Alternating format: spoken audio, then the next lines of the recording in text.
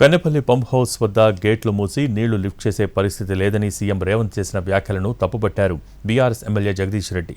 Kannepalli pump house వద్ద 2 టీఎంసీల నీళ్లు నిల్వ చేస్తే చాలు, దిగువనున్న అన్నారం, సుందిళ్ల బ్యారేజీలకు పంపింగ్ చేయవచ్చని అన్నారు. బ్యారేజీల్లో నీళ్లు నిల్వ చేస్తే భద్రాచలం సహా ఊర్లకు ఊర్లే కొట్టుకుపోతాయని చెప్పడం సిగ్గుచేటన్నారు జగదీష్ రెడ్డి. 120 సుందిళ్ల గేట్లు మూసి నిలిపేస్తేనే 126.5 మీటర్లు, అంటే దాదాపుగా 20 మీటర్ల ఎత్తు ఈరోజు నీళ్లు నిలబెట్టాలి.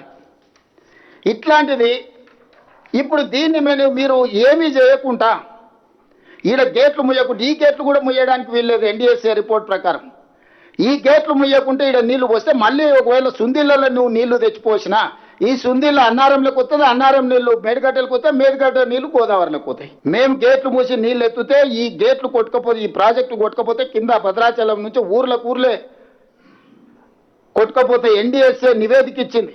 కన్నెపల్లి పంపు నుంచి ఏదైతే 2 టీఎంసీలు లేపుతామో అవి చక్కగా అన్నారం దగ్గరికి వస్తాయి.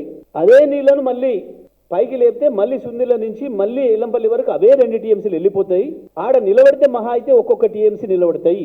సుందిలలో అన్నారంలో నిల్వ ఉండేవి ఒక్కొక్క టీఎంసీ మాత్రమే, మిగతా 2 టీఎంసీలు ఎత్తుతూనే ఉంటాం.